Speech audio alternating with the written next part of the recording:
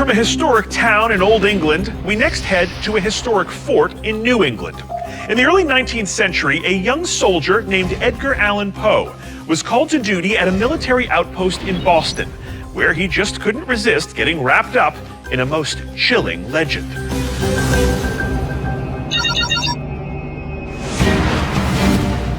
The lifeblood of Boston is its harbor, and one of its biggest claims to fame is the Boston Tea Party, America's most celebrated act of vandalism. But the harbor's most imposing landmark is a 15-acre granite fortress looming just offshore on Castle Island. Welcome to Fort Independence. Originally built in 1634, the fort was designed to protect the colonial town of Boston from attack by sea. Nearly 200 years later, however, it allegedly became the site of an assault from within. The year is 1827. The newest private to report for duty at Fort Independence is 18-year-old Edgar Allan Poe.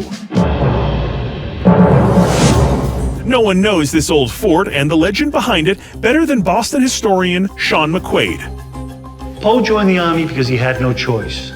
He owed a lot of people a lot of money. Poe is in uniform only because he's desperate after dropping out of college. His rich foster father has cut him off, and Poe's up to his mustache in gambling debts. Here I have his enlistment papers, which states that he's 22, when he was actually 18.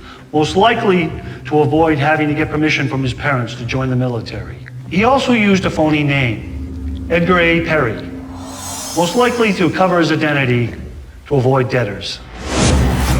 Fort Independence last served the U.S. during World War II. But a walk across the island brings you back to earlier days, when soldiers like Poe protected the city's shores. One day, while on patrol near the fort's western cannon emplacements, Poe notices a tombstone marking the grave of a lieutenant named Robert Massey, who died 10 years earlier on December 25, 1817. The marker says that Massey died right near that very spot, and when the curious writer questions his comrades about Massey's death, they confide to him a shocking story. Robert Massey was a popular officer at Fort Independence, with a reputation as squeaky clean as a general's latrine. In other words, everyone loved him. Except for one louse of a lieutenant, Gustavus Drain, a blowhard and a bully, known for picking fights and offing his rivals in duels. During a card game on Christmas Eve, Drain accuses Massey of cheating, and in the grand language of the era, he demands satisfaction. With his honor insulted, Massey takes the bait, agreeing to a duel with Drain at dawn on Christmas Day. Looks like Drain is definitely on Santa's naughty list this year. Out on the parade ground, the two men draw their swords. Massey is impressive, but Drain is better.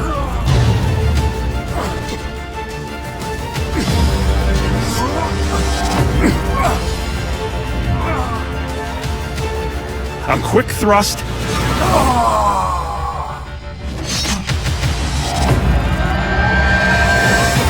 and Massey is dead, leaving his friends devastated. But the story is far from over. Shortly after the fatal duel, Gustavus Drain is said to have vanished, and rumors swirl around Fort Independence that he's a deserter. Young Edgar Allan Poe is spellbound by the soldier's story, but the ending will hit him like a ton of bricks.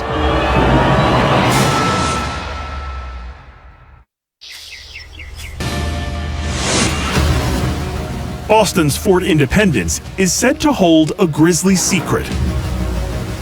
A secret believed to have inspired a most terrifying tale.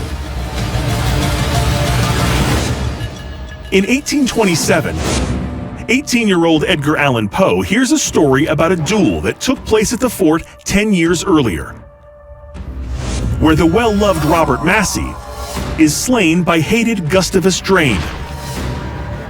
And soon afterward, Drane mysteriously disappears. The officers then reveal the story's shocking climax. Massey's friends take their revenge in a most twisted way. Late one night, they buddy up to Drane, drinking him under the table. They then drag him deep into the bowels of Fort Independence. Drane is shackled in a small chamber, and brick by brick, he is walled inside. He would spend his final days in pitch blackness, his screams unheard, the air around him growing stale, until he draws his last labored breath. If you're a Poe nerd, like me, this narrative might sound familiar. It's the plot of his 1846 blood-curdling page-turner, The Cask of Amontillado. But was Poe really inspired by a story he heard at Fort Independence? What we do know is that Poe did serve at Fort Independence. The duel really happened, and Robert Massey was killed. However, Army records show that Drane didn't suddenly disappear in 1817. He was promoted to captain and served until his death in 1846. You'd think that one undeniable fact would blow this whole legend out of the water, but not so fast. Like the best of Poe's macabre fiction, there's one final twist. According to some Boston historians, when workmen are repairing parts of Fort Independence in 1905, they notice something odd down on a lower level. A wall that doesn't appear on any of the blueprints. They hammer through the mysterious brick wall and make the ghastly discovery of a skeleton, shackled to the wall, dressed in the ragged scraps of an old army uniform. The mysterious remains were never identified, an unknown soldier turned prisoner who gives this legend what I'd call a perfectly poetic ending. While 3,200 miles east of Boston, in the medieval city of Alcobaça, Portugal, you'll find a different kind of tomb, one that from the outside appears to be a touching testament to true love. It stands in a 12th century. The legendary